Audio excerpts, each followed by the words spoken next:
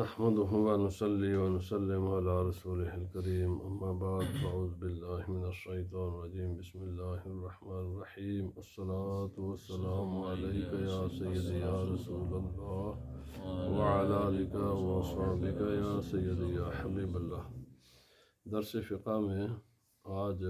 ایک نہایت ہی اہم عنوان پر گفتگو شروع ہو رہی ہے، جس کا جاننا ہر مسلمان، چاہے مرد ہے عورت ہے، کوئی بھی مسلمان ہے،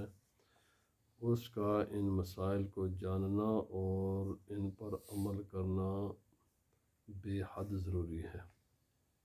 اور یہ ہے انجاس و طہارت عنہا، یعنی وہ کون سی چیزیں ہیں جو نجس ہیں، پلید ہیں، ناپاک ہیں، اور ناپاک چیزوں سے چیزوں کو پاک کرنے کا طریقہ کیا ہے، کیونکہ اللہ رب العزت نے سب سے پہلا حکم جو نازل کیا قرآن مقدس میں وہ حصول علم کا تھا، اقرا، اور جو دوسری وحی آئی ہے وہ ہے وَثِيَابَكَ فَطَهِّرْ وَالرُّجْزَ فَاهْجُرْ۔ اللہ پاک نے رسول اللہ صلی اللہ علیہ وسلم کو مخاطب کیا اور آپ کے توسط سے قیامت تک آنے والے ہر مومن کو یہ حکم دیا کہ اپنے کپڑوں کو پاکیزہ رکھیں اور ہر قسم کے ناپاکی کو اپنے آپ سے دور رکھیں، اپنے آپ کو ہر قسم کی نجاست سے، ہر قسم کے فیلتھ سے دور رکھیں، اور یہ خدا تعالیٰ کا حکم ہے، اور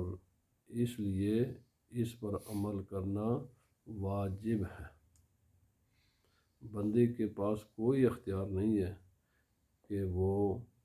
اس معاملے میں اپنی مرضی برتے کہ میری مرضی ہے میں پاک رہوں یا نہ رہوں، نہیں، یہ خدا کا حکم ہے۔ وَثِيَابَكَ فَطَهِّرْ وَالرُّجْزَ فَاهْجُرْ۔ اسی ضمن میں اپنے گفتگو کا سلسلہ آگے بڑھانے سے پہلے ایک بہت بڑی غلط فہمی، جب میں یوں تو نہیں کہتا کہ علماء کی عدم توجہ ہے، جس کو صاحب تفسیر مظہری نے علماء کی توجہ اس طرف دلائی ہے، اور میں عرض کرتا ہوں کہ یہ ناچیز بھی چاہتا ہے کہ یہ بات علماء تک بھی پہنچے اور عامت الناس تک بھی پہنچے، کہ چونکہ یہ مسئلہ بیان ہوتا ہے، یہ جتنے نجاست کے مسائل ہیں، طہارت کے مسائل ہیں، یہ بیان ہوتے ہیں فقہ کی کتابوں میں، اور نماز سے پہلے ان مسائل کو بیان کیا جاتا ہے، تاکہ جب تک آدمی ان چیزوں سے پاک نہیں ہوگا نماز نہیں ہوتی، چونکہ اس کے ساتھ نمازوں کا تعلق ہے، اور قرآن حکیم کے پڑھنے کا بڑا گہرا تعلق، اور پوری امت کا اس بات پر اجماع ہے کہ ان کے بغیر نہ تو قرآن پاک کو، یعنی اگر یہ جب تک رہیں گی تو نہ قرآن پاک کے وہ ہاتھ لگانے کی اجازت ہے اور نہ ہی نماز پڑھنے کی اجازت ہے۔ تو اس ایک وہم پیدا ہونے کا اندیشہ ہے کہ ایک عام قسم کا آدمی یہ سمجھے کہ شاید یہ جو پاکی کا حکم ہے یہ نماز کے ساتھ ہے، اگر میں نماز نہیں پڑھوں گا، یا مثلا دیکھیں نا صبح سے لے کر ظہر تک اچھا خاصا وقفہ ہوتا ہے، تو اس دوران اگر میرے کپڑے کو کوئی نجاست لگ جائے تو کوئی بات نہیں ہے، میں مثال عرض کر رہا ہوں۔ اسی طرح عشاء کی نماز سے لے کر فجر کی نماز تک کا بڑا لمبا وقفہ ہوتا ہے، تو اگر اس دوران اگر کوئی ناپاکی ہو، یا بچوں کو جن پر نماز فرض ہی نہیں ہوتی، تو یاد رکھ لیں یہ جو طہارت کے مسائل ہیں، پاکی کے مسائل ہیں، کوئی آدمی اس غلط فہمی کا شکار نہ ہو کہ یہ نماز کے لیے ضروری ہے۔ بھائی نماز کے لیے تو ضروری ہیں، اس کے بغیر تو نماز ہوتی ہی نہیں، بلکہ اگر ان کے ہوتے ہوئے کوئی آدمی دانستہ نماز پڑھے گا تو وہ ویسے بھی بہت قوی اندیشہ ہے کہ دار اسلام ہی سے وہ خارج ہو جائے۔ آگے تفصیلات موجود ہیں کتابوں میں لیکن طہارت کا حکم عمومی حکم ہے، یہ نماز کے علاوہ بھی اپنے لباس کو، اپنے جسم کو، جہاں انسان نماز پڑھے یا جہاں رہے اس جگہ کو پاکیزہ رکھنا ہے۔ یہ ایک عمومی حکم ہے، یہ کوئی نماز کے ساتھ یا قرآن حکیم کے ساتھ خاص نہیں ہے۔ بھائی میں ایک آدمی پورا مہینہ تلاوت نہیں کرتا تو اس کو اجازت ہے گندے کپڑے پہننے کی یا گندا جسم رکھنے کی؟ قرآن پاک نہیں پڑھتا۔ کبھی کبھی نماز جنازہ میں لوگ جاتے، کبھی نماز جنازہ پڑھ کر ہٹ جاتے ہیں، بھائی نماز پڑھو اور ہمارے کپڑے، کس قدر یہ یعنی جہالت ہے اور کس قدر یہ بدنصیبی کی بات ہے کہ بھائی جس طرح طہارت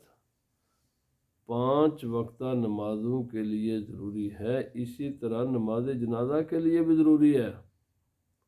اور جس طرح نماز کے لیے طہارت ضروری ہے اس طرح نماز سے علاوہ اوقات میں بھی طہارت ضروری ہے۔ یس، پھر آگے اس کے ذرا کچھ احکام بعد ہیں کہ جو نمازوں کے ساتھ خاص ہیں یا روزے کے ساتھ ہیں، تو میں ادھر توجہ دلانا چاہتا تھا کہ یہ نہ کوئی سمجھ بس یہ نماز کے لیے چیزیں ضروری ہیں، یہ نماز کے علاوہ بھی ضروری ہیں۔ یہ سن کے پھر آگے احکام آئیں گے۔ یہ جو اور رسول اللہ، اس کی اہمیت کیا ہے؟ رسول اللہ صلی اللہ علیہ وسلم نے فرمایا بنی الاسلام علی النظافہ، اسلام کی فاسٹ بریک، ایمان علم کے بعد جو پہلی بریک کہنا ہے کہ پہلی بنیاد ہے نا اسلام کی، وہ صفائی ہے، پاکیزگی ہے، طہارت ہے، نظافت ہے۔ افسوس سے کہنا پڑتا ہے آج ہماری پوری کمیونٹی کا جو حال ہے اس مسئلے میں افسوسناک ہے۔ بہرحال رسول اللہ صلی اللہ علیہ وسلم نے فرمایا انسان کی جو نا آخرت کی منزل میں سے سب سے پہلی منزل کیا ہے؟ قبر ہے۔ ایک یہ دنیا ہے اور ایک اس کے بعد والی دنیا ہے۔ بعد والی دنیا کا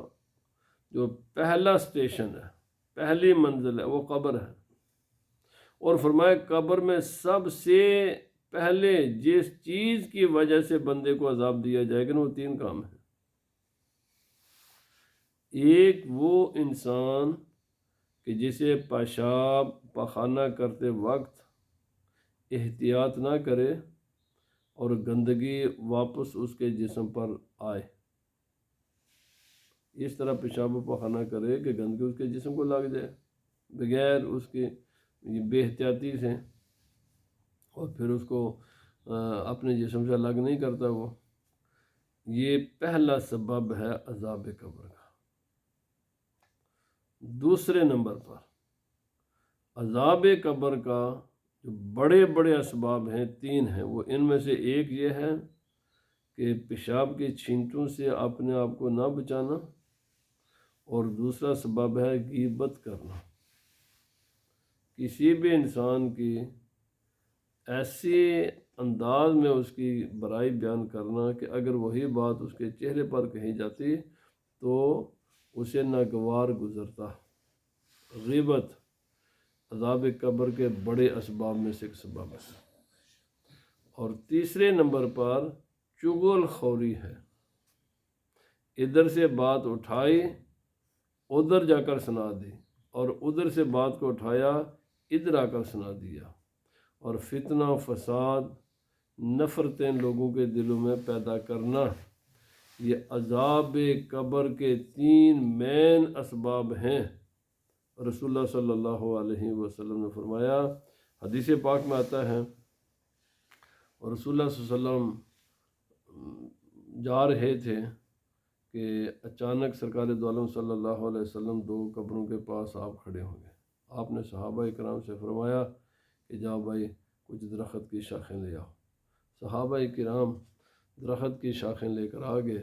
رسول اللہ صلی اللہ علیہ وسلم نے ایک شاخ ایک قبر پر رکھی، دوسری شاخ کو دوسری قبر پر رکھا۔ یہ ایک عجیب سا معاملہ تھا۔ تو رسول اللہ صلی اللہ علیہ وسلم نے فرمایا جانتے ہو یہ میں نے کیوں عمل کیا ہے؟ فرمایا جب میں ادھر سے گزرا نا تو میں نے دیکھا کہ یہ دونوں قبر والے ان کو عذاب ہو رہا تھا، اور فرمایا کوئی بڑا معاملہ نہیں تھا سمجھنا کہ جائے کوئی کسی قتل یا چوری کے جرم میں ان کو عذاب ہو رہا ہے۔ فرمایا بڑا ان کو عذاب اس کو تو ہو رہا تھا اس وجہ سے کہ یہ پیشاب کے قطروں سے احتیاط نہیں کرتا تھا، اور یہ آدمی غیبت کرتا تھا، چغل خور تھا۔ جب تک یہ شاخیں ہری رہیں گی اللہ تعالیٰ ان کے عذاب میں کمی فرما دے گا، تخفیف ہو جائیں گے۔ حضرات گرامی، قرآن پاک میں اللہ پاک نے فرمایا ان اللہ یحب التوابین ویحب المتطہرین، اللہ کے پسندیدہ جو لوگ ہیں ان میں سے پہلا کون ہے؟ جو توبہ و استغفار کرتا رہے، کیونکہ یہ دل کا وضو ہے، یہ دل کی صفائی ہے اور عمل کی صفائی ہے۔ اور فرمایا دوسرے نمبر پر وہ ہیں جو اپنے آپ کو خوب صاف ستھرا پاکیزہ رکھتے ہیں، یہ اللہ کے محبوب لوگ ہیں۔ اس کا معنی یہ ہوا کہ جو لوگ اپنے آپ کو گندہ رکھیں، ناپاک رکھیں، احتیاط نہ کریں، وہ لوگ ہیں کہ جن سے خدا تعالیٰ نفرت فرماتا ہے۔ حتیٰ کہ رسول اللہ صلی اللہ علیہ وسلم نے اتنا یہاں تک فرمایا جو بالکل پاکیزہ چیزیں ہیں، پیاز، مولی، تھوم، اس قسم کی چیزیں، نبی پاک صلی اللہ علیہ وسلم فرمایا اگر کھاؤ تو فوراً مسجد میں نہ آ جایا کرو۔ فرمایا ان کی جو سمیل، ان کی جو بو آتی ہے، اس سے جب تم نماز پڑھتے ہو، اذان پڑھتے ہو، کلمہ پڑھتے ہو، یہ ملائکہ ان کو سننے کے لیے تمہارے قریب آتے ہیں، لیکن جب یہ تمہارے منہ سے ان کی بو آئے گی تو ملائکہ کو اس سے نفرت ہوتی ہے، اور ان جب نفرت کرتے ہیں تو انہیں تکلیف ہوتی ہے۔ تو اندازہ کیجئے نا، اگر ایک پاکیزہ چیز کی ایسی بو کہ جس سے انسان پسند نہ کرے اس سے فرشتوں کو تکلیف ہوتی ہے، تو چیز ویسے ہی ناپاک ہو تو کتنی نفرت ہوتی ہوگی۔ یاد رکھیں قرآن پاک میں ہے، قرآن پاک میں اللہ رب العزت نے قباء کے لوگوں کی تعریف میں آیت نازل فرمائی، 11ویں سپارے میں آیت آتی ہے، سورہ توبہ کی آیت ہے۔ جب یہ آیت نازل ہوئی، سب سے پہلے رسول اللہ صلی اللہ علیہ وسلم جب ہجرت فرما کر تشریف لائے تو اسی بستی میں آپ نے قیام فرمایا تھا، اور یہاں ہی سب سے پہلی مدینہ منورہ میں مسجد بنائی گئی تھی، مسجد قباء، جس کی بڑی فضیلتیں ہیں۔ ہر ہفتہ رسول اللہ صلی اللہ علیہ وسلم اس کی زیارت کے لیے تشریف لے جایا کرتے تھے۔ ان لوگوں کی شان میں قرآن حکیم کی آیت نازل ہوئی، اللہ تعالیٰ نے بڑی ان کی شانیں بیان کی قباء کے لوگوں کی۔ نبی پاک صلی اللہ علیہ وسلم نے ان سے پوچھا تم کیا عمل کرتے ہو کہ جس کی وجہ سے اللہ نے تمہاری شانیں بیان کی ہیں؟ قرآن پاک میں اس ساری کائنات کا خالق و مالک اگر کسی کی شان بیان کرے تو اس کی عظمتوں کا کیا کہنا؟ نبی پاک صلی اللہ علیہ وسلم نے ان سے پوچھا تاکہ باقی لوگ بھی اس کی تقلید کریں اور باقی لوگ بھی ایسے ہی عمل کریں کہ خدا کا یہ پسندیدہ عمل ہے، کیونکہ اللہ تعالیٰ نے ان لوگوں کی تعریف کی ہے، شان بیان کی ہے، پسند کیا ہے۔ فرمایا کیا کرتے ہو؟ تو عرض کیا یا رسول اللہ صلی اللہ علیہ وسلم، ہم جب پیشاب و پخانہ کرتے ہیں نا تو سیر ڈھیلے، جیسے آج کل ٹیشو پیپر ہوتا ہے، ہم ڈھیلے یا کیونکہ آج کے زمانے میں اگر ڈھیلا کہہ جائیں تو بہت سے نئی نسل کو پتہ ہی نہیں چلتا یہ کیا چیز ہے، اس لیے میں کہہ رہا ہوں بھائی یوں سمجھیں کہ اس زمانے کا ٹیشو پیپر تھا۔ تو ہم صرف ٹیشو پیپر کے استعمال پر اکتفا نہیں کرتے، جب بھی پیشاب و پخانہ کرتے ہیں تو ہم پہلے تو گندگی کو دور کرتے ہیں ڈیلے کے ساتھ، اور اس پر ہم بس کفایت نہیں کرتے بس یہ ہو گیا ہے، فرمایا نہیں، ہم اس کے بعد پانی کے ساتھ استنجا بھی کرتے ہیں۔ نبی پاک صلی اللہ علیہ وسلم نے فرمایا بس یہی وجہ ہے جس تمہاری اس عادت کو اللہ رب العزت نے پسند فرمایا، اور خدا تعالیٰ نے تمہاری شان میں قرآن حکیم کی آیت نازل کی ہے کہ حالانکہ گندگی تو کسی حد تک دور ہو جاتی ہے، لیکن مزید صفائی کے لیے اللہ رب العزت نے، چونکہ تم زیادہ صفائی کا اہتمام کرتے ہو، پانی کے ساتھ بھی جو چھوٹے موٹے ذرات جسم کے ساتھ رہ جاتے ہیں ان کو بھی دور کر دیتے ہو، تو تمہارا یہ عمل خدا کو بڑا پسند آیا ہے۔ تو یہ تمام باتیں عرض کرنے کا مدعا اور مطلب اور مقصد یہ ہے کہ ہماری مسلمان کمیونٹی، مسلمان بھائی بہنیں وہ یہ سمجھیں کہ یہ بنیادی ذمہ داری ہے، بنیادی ذمہ داری ہے۔ حضرت سیدہ، یعنی یہ تو گندگی کی بات ہے نا، گندگی کو دور رکھنا ہے۔ میں کہتا ہوں جو گندگی نہیں ہے بالکل پاکیزہ چیزیں، مثلا انسان کھانا کھائے، کھانا تو پاکیزہ ہوتا ہے، انسان کے منہ میں تو کوئی گندگی نہیں ہوتی، لیکن رسول اللہ صلی اللہ علیہ وسلم کی عادت کریمہ کیا تھی؟ جب کھانا کھانے سے پہلے ہاتھوں کو دھونا، اور پھر کھانا کھانے کے بعد بھی ہاتھوں کو دھونا، پھر مسواک کرنا۔ ام المومنین سیدہ عائشہ رضی اللہ تعالی عنہا، آپ سے پوچھا گیا کہ رسول اللہ صلی اللہ علیہ وسلم جب باہر سے گھر تشریف لاتے تو سب سے پہلا کام کیا کرتے؟ تو آپ نے عرض کیا کہ نبی پاک صلی اللہ علیہ وسلم جب بھی باہر سے گھر تشریف لاتے پہلا کام مسواک کرنا ہوتا، کثرت کے ساتھ مسواک فرمایا کرتے تھے۔ بلکہ کہ حدیث پاک ہے، رسول اللہ صلی اللہ علیہ وسلم فرمایا کبھی بھی ایسا نہیں ہوا کہ جبرائیل علیہ السلام میرے پاس خدا کا پیغام لے کر آئیں، قرآن حکیم کی آیت کو لے کر آئیں، اور جب مجھ سے الوداع ہونے لگیں تو یہ مجھے نہ کہہ کر جائیں کہ مسواک مسواک۔ اتنا مسواک کی تاکید کی گئی، اتنی تاکید کی گئی کہ میں نے سمجھا کہ ہیں یہ جو مسوڑے ہیں ان کو ہمیں یعنی چھیلنا نہ پڑ جائے، اتنی تاکید کی گئی۔ تو معنی مقصد یہ ہے جی کہ بعض چیزیں ہیں جو نجاست ہیں، بعض چیزیں جو نجاست بالکل ہی نہیں ہیں، اس کے باوجود ان کو جسم سے دور کرنے کا حکم ہے شریعت میں۔ لفظ ہیں، اب تھوڑی سی لفظی بات عرض کر کے آگے پھر چلتے ہیں۔ ایک لفظ ہوتا ہے نجس، ایک ہوتا ہے نجس۔ یہ دیکھیں عربی زبان کا یہی کمال ہے، یہی اس کی گہرائی ہے کہ آپ عربی زبان میں دیکھیں گے کہ مثلا طہارت ہے، طہارت ہے، طہارت ہے،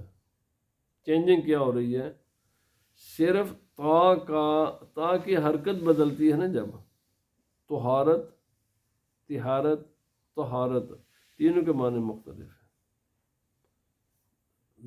یعنی زبر زیر پیش صرف ایک لیٹر پر، ایک حرف پر آپ تبدیل کریں گے تو معنی کہیں سے کہیں چلا جائے گا۔ یہی تو اس کی وسعت ہے، اور اسی لیے صرف نحو اور لغت کی ضرورت ہے کہ، اور اسی لیے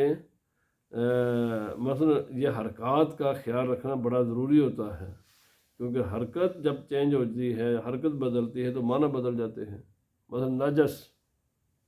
اس کا معنی ہوتا ہے کوئی بھی چیز جو اٹ سیلف از، خود وہ ناپاک چیز کو نجس کہتے ہیں۔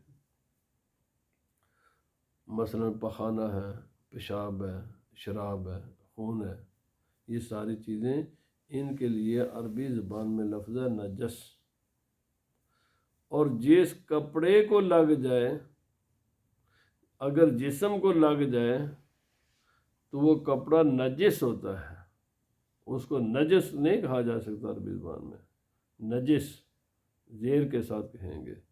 تو بہرحال یہ لغوی بحثیں ہیں، اور پھر اس کے کیا کافی بڑی بڑی بحثیں ہیں ان الفاظ پر۔ تو اس لیے یہ جو ہے نا بس ترجمہ ایک بازار سے خرید کر دین کو سیکھ لینا، بھائی اللہ کے بندے، اسلام کو باقاعدہ سیکھنا پڑتا ہے، کسی استاد کے پاس، کسی ماہر کے پاس بیٹھ کر اس کو سیکھنے ہی سے بات بنتی ہے، ورنہ کیوں کہ میں نے ابھی عرض کر دیا ایک زبر زیر پیش سے اتنے بڑے فرق پڑ جاتے ہیں۔ اور کہاں پیشاب پخانا نجس اگر کہیں گے یہ اور چیز ہے، نجس کہیں گے جیم کے نیچے زیر پڑیں گے تو بالکل ایک ڈفرینٹ چیز ہے۔ بہرحال فرماتے ہیں اقسام نجاست کی قسمیں، یہاں ان تقسیم سے پہلے میں تمام، چونکہ یہ جو کتابی تقسیم ہوتی ہے یہ خاص کس طریقے سے ہوتی ہے، عامت الناس شاید اس تقسیم کو آسانی کے ساتھ نہ سمجھ سکے، اس لیے میں چاہتا ہوں، میں آسان ترین درس بنانے کی کوشش کرتا ہوں کہ آسانی کے ساتھ یہ درس لوگ سمجھیں۔ نجاست بیسیکلی دو قسم کی ہے، ایک کو کہتے ہیں نجاست حکمیہ اور ایک کو کہتے ہیں نجاست حقیقیہ۔ نجاست حکمیہ ایسی نجاست ہے کہ جو نہ تو نظر آئے، نہ ہم اس کو فیل کر سکیں، اور نہ ہی وہ نجاست ایک عام انسان سے کہا جائے کہ انسان کی عقل میں وہ بات آ سکے۔ اس لفظ ہی سے سمجھیں کہ وہ اس کو ہم نجس تب مانتے ہیں، اس لیے مانتے ہیں کہ وہ اللہ رسول کا حکم ہے۔ نجاست حکمیہ، اگر اللہ رسول کا حکم نہ ہوتا ہمیں نہ پتہ چلتا یہ چیز نجس ہے۔ میں ایک مثال عرض کر کے، مثلا جب ہوا خارج ہوتی ہے، ہم نے نماز پڑھنی ہے، تو ہم دھوتے کس چیز کو ہیں؟ منہ کو دھوتے ہیں، تو ہوا تو خارج ہے وہاں سے ہوئی، تو منہ کو کیوں دھوتے ہیں؟ ناک میں پانی چڑھاتے ہیں، منہ کو دھوتے ہیں، بازو کو دھوتے ہیں، سر کا مسح کرتے ہیں، پاؤں دھوتے ہیں، ان تمام چیزوں پر ہوا کوئی بھی گندی چیز نہیں لگی ہوتی۔ اچھا، یہ غسل جنابت جب کرتے ہیں تو جو کچھ بھی معاملہ ہوتا ہے وہ تو ایک تھوڑے سے عضو کے ساتھ ہوتا ہے، پورے جسم کو کیوں دھوتے ہیں؟ پورے جسم کا کیوں دھوتے ہیں بھائی؟ کوئی چیز سر پر لگی ہوتی ہے، منہ پر، ناک میں، کسی بھی جگہ نہیں، اگر لگی بھی ہے تو تھوڑا سا وہیں شرمگاہ کے قریب آ لے تو پورے جسم کو کیوں واش کرتے ہیں؟ اس لیے وہ پورے کا پورا جسم۔ اسی طرح یہ جو خواتین ہیں جب ان کے مخصوص ایام ہوتے ہیں تو وہ تو اخراج ایک جگہ سے ہوتا ہے، لیکن غسل پورے جسم کا کرنا پڑتا ہے۔ یہ جو پورے جسم کو دھونا پڑتا ہے نا، یہ صرف خدا اللہ رب العزت اور رسول اللہ صلی اللہ علیہ وسلم کے احکام ہیں۔ انہوں نے کہا کہ اب تمہارا جسم پاک نہیں رہا، ہوا خارج ہو گئی ہے، تو اب اس ہاتھ سے تم قرآن کو نہیں پکڑ سکتے۔ ہوا خارج ہو گئی ہے تو تم اب نماز نہیں پڑھ سکتے، کیونکہ تم اس حالت طہارت کی حالت میں نہیں ہو جو طہارت مطلوب ہے، جو چاہیے نماز پڑھنے کے لیے، اب وہ نہیں تمہارے پاس، دوبارہ اس کو پاکیزگی لے کر آؤ۔ تو اس کو کہتے ہیں طہارت حدث سے یا نجاست حکمیہ، اور اس کے لیے حدث کا بھی لفظ آتا ہے، حدث، اور اس کے اسباب دو ہیں۔ ایک کو حدث اصغر کہتے ہیں، وہ تمام چیزیں جن کی وجہ سے وضو کرنا ضروری ہوتا ہے وہ حدث اصغر ہیں، اور وہ تمام چیزیں جن سے غسل کرنا ضروری ہو جاتا ہے انہیں کہتے ہیں حدث اکبر۔ اب ایک ہے نجاست حقیقیہ۔ نجاست حقیقیہ وہ چیز ہے جو انسان کو نظر بھی آتی ہے اس میں کوئی بدبو وغیرہ بھی، اسمیل وغیرہ بھی ہوتی ہے، انسان ان سے نفرت بھی کرتے ہیں، جیسے پیشاب ہے، پخانہ ہے، بلڈ ہے، بلڈ انسان کو نظر بھی آتا ہے، اس کا کلر بھی ہوتا ہے، اس کی سونگیں گے تو اس کی اسمیل بھی ہوتی ہے، پیشاب پخانے کی اسمیل بھی ہوتی ہے، اور پھر انسان ان تمام چیزوں سے نفرت بھی کرتے ہیں۔ کافر بھی نفرت کرتے ہیں، وہ کافر ہے جو پسند کرتا ہے پیشاب پخانے کو یا بلڈ کو، سارے نفرت کرتے ہیں ان چیزوں سے۔ یہ چیزیں نظر آنے والی ہیں، ان کے ایک وجود ہے بھائی، ان کے ایک وجود ہوتا ہے ان چیزوں کا۔ تو آج سے جو گفتگو ہے نجاست حکمیہ کی نہیں ہے، وہ ہم کر چکے ہیں پہلے۔ نجاست حقیقیہ کی گفتگو آج سے شروع ہو رہی ہے۔ یہ یاد رکھیں، یہ تمام وہ نجاستیں جو آنکھ کو نظر آتی ہیں، کان ان کو سونگھ بھی سکتا ہے، ان کا کوئی جسم بھی ہوتا ہے، ان کے میں سے شاید کئی چیزوں کے رنگ بھی ہوں گے، یہ ساری چیزیں اس قسم کی ہیں جن کو شریعت نے نجس قرار دیا ہے، پلید چیزیں قرار دیا ہے، جن سے بچنے کا حکم دیا ہے۔ تو تنقسم النجاست الی قسمین غلیظۃ و خفیفۃ۔ نجاست کے بیسیکلی بنیادی طور پر دو قسمیں ہیں، ایک ہوتی ہے نجاست غلیظہ، ایک ہوتی ہے نجاست خفیفہ۔ اب یہ جو غلیظہ اور خفیفہ ہے نا، اس میں بھی بعض لوگوں کو غلط فہمی لگتی ہے۔ سنیں، غلیظہ اور خفیفہ یہ کس اعتبار سے ہے؟ پہلے تو بنیادی اصول یہ یاد رکھیں کہ کوئی بھی نجاست غلیظہ کہنے کا اصول کیا ہے، پرنسپل کیا ہے کہ نجاست کو قرار دیا جائے کہ یہ غلیظہ ہے یا غلیظہ نہیں ہے۔ میں بھی عرض کرتا ہوں ان کو غلیظہ اور خفیفہ کہتے کیوں ہیں۔ نجاست غلیظہ وہ نجاستیں ہیں کہ جن کے بارے میں شریعت میں نص وارد ہے، اللہ سبحانہ و تعالیٰ یا رسول اللہ صلی اللہ علیہ وسلم کا ایک حکم ہے، اور اس کے مقابلے میں دوسرا کوئی حکم نہیں ہے، کوئی دوسرا حکم نہیں ہے، کسی بھی قسم کے اس کے معارض کوئی دوسرے نص موجود نہیں ہے۔ تو جن چیزوں کے بارے میں کوئی دوسری نص موجود نہیں ہے، ایک ہی نص ہے، مثلا اللہ پاک نے فرمایا خون کا ذکر ہے قرآن پاک میں، خون ایک ناپاک چیز ہے، تمام یعنی جو خون ہے یہ نجاست غلیظہ ہے۔ اب جو اس میں سے جو مستثنا چیزیں ہیں وہ انشاءاللہ ہم اپنے اپنے وقت پر عرض کرتے جائیں گے، لیکن خون ناپاک ہے اور یہ نجاست غلیظہ ہے، اس کے معارض، اس کے مقابلے میں کوئی ایسی نص نہیں ہے کہ جو کسی بھی جگہ پر اس کو کوئی گنجائش موجود ہو۔ نجاست خفیفہ وہ نجاست ہوتی ہے کہ جس کے بارے میں ایک نص، ایک سٹیٹمنٹ یہ کہے کہ یہ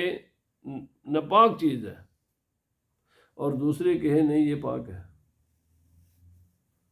کیونکہ نص کا تعارض ہو جاتا ہے۔ جیسا کہ اس کے مثال میں بات ختم کرنے سے ایک مثال پھر انشاءاللہ یہاں ہی سے ہم جاری رکھیں گے آئندہ درس، جیسا کہ حدیث ہیں، دونوں حدیثیں موجود ہیں۔ ایک وہ حدیث ہے کہ جس میں رسول اللہ صلی اللہ علیہ وسلم نے وہ قبر والا واقعہ کہ آپ نے فرمایا یہ آدمی پیشاب کے قطروں سے احتیاط نہیں کرتا تھا،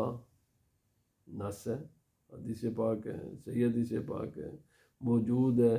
جسے پتہ چلتا ہے کہ پیشاب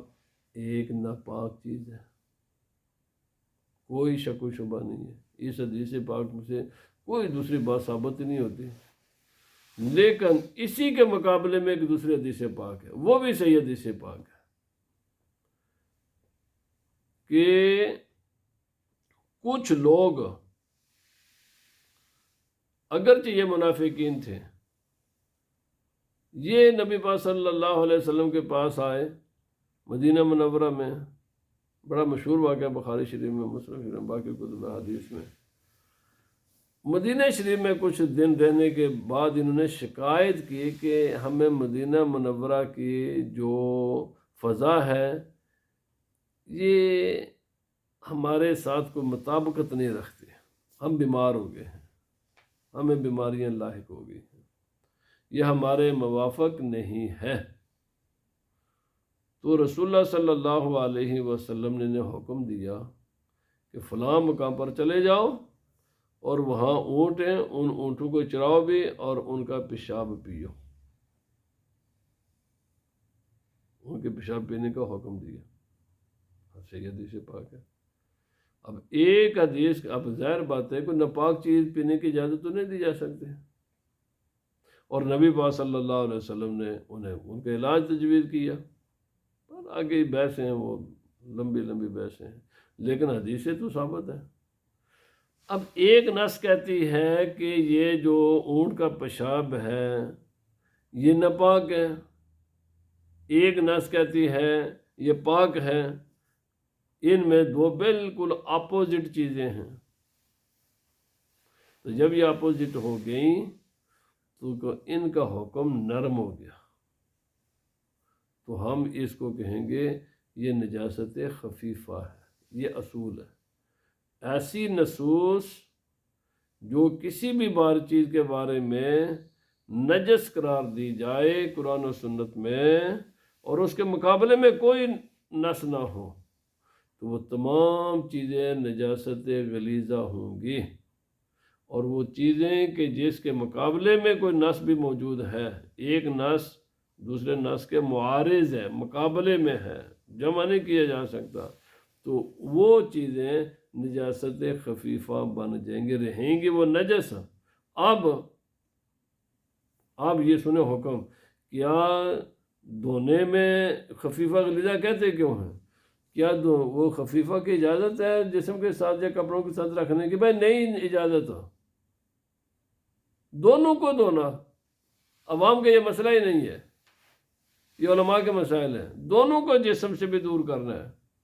کپڑوں سے بھی دور کرنا ہے، جگہ سے بھی دور کرنا ہے۔ یس، وہ پھر مقدار کا مسئلہ ہے جس کی وجہ سے ان کو خفیفہ یا غلیظہ کہا جاتا ہے، کہ کتنی مقدار اگر کپڑے پر لگی ہوئی تو ہم یہ کہیں گے کہ اس کی نماز ہو گئی ہے، اس کو دوبارہ پڑھنے کی ضرورت نہیں ہے، اور کتنی مقدار اگر کپڑے پر ہوتے ہوئے کسی آدمی نے پڑھ لی تو ہم کہیں گے بھائی اس کی نماز ہوئی نہیں ہے۔ اس کے حکم کے اعتبار سے کتنی مقدار معاف ہے اور کتنی مقدار معاف نہیں ہے۔ معافی کا معنی یہ ہے کہ اس کی نماز دوبارہ پڑھنے کا اس کو حکم دیا جائے گا یا نہیں دیا جائے گا، اس اعتبار سے ان کو غلیظہ اور خفیفہ کہا جاتا ہے۔ ایک کی مقدار کم ہے، جس کی کم مقدار معاف ہے اس کو غلیظہ کہتے ہیں، جس کی مقدار ذرا زیادہ کی گنجائش موجود ہے اور پھر کہا جائے گا کہ اب نماز ہوئی یا نہیں ہوئی، اس اعتبار سے اس کو خفیفہ کہا جاتا ہے۔ باقی رہا عام انسان کا مسئلہ، تو دونوں ہی کو جسم سے دور کرنا ہے، دونوں ہی کو دھونا ہے، کپڑوں سے بھی، جسم سے بھی، جگہ سے بھی۔ تو اصل میں یہ مسئلے عامت الناس کے نہیں ہیں، یہ کبھی کبھی جب کسی کو کوئی صورتحال پیش آ جائے تو اس کے لیے یہ ایک مسئلہ ہے کہ وہ کہ میں دوبارہ نماز پڑھوں یا نہ پڑھوں، تو اس کو کہا جائے گا کہ یہ صورت ہے، پڑھ لے تو بہتر ہے، نہ پڑھے تو نہیں۔ لیکن کبھی کبھی یہ فتویٰ دینا پڑتا ہے کہ لازم تجھے یہ نماز قضا کرنی پڑے گی، اور وہ مقدار کیا ہے، بس اس مقدار کا جو تعین کیا گیا ہے فقہ میں، اس اعتبار سے اس کو خفیفہ یا غلیظہ کہا جاتا ہے، ورنہ دونوں ہی کو دور کرنا ہے۔ تو اللہ انشاءاللہ یہاں سے جتنے بھی آنے والے دروس ہیں وہ ان نجاست، یاد رکھ لیں آئندہ آنے والے درس ہم نجاست حکمیہ پر ڈسکس نہیں کریں گے، نجاست حقیقیہ پر کریں گے، اور میں نے اس کی قسمیں بتا دی ہیں کہ وہ اس کی دو قسمیں ہیں، ایک ہے نجاست غلیظہ، ایک ہے نجاست خفیفہ۔ پہلے بتائیں گے نجاست غلیظہ کون کون سی چیزیں، کتنی چیزیں ہیں جس کو شریعت نے غلیظ گندی قرار دیا ہے، اور کتنی چیزیں ہیں شریعت نے اس کو گندا قرار دیا ہے لیکن اس کا حکم تھوڑا سا نرم ہے۔ نرمی سے مراد مقدار ہے، نرمی سے مراد یہ بالکل نہیں کہ آپ نہ بھی دھوئیں تو کوئی حرج نہیں، نہیں بھائی، دھونا دونوں کو ہی ہے، دور دونوں کو ہی کرنا ہے، مقدار کا مسئلہ ہے۔ اللہ پاک ہمیں عمل کی توفیق عطا فرمائے۔ وما علینا الا البلاغ۔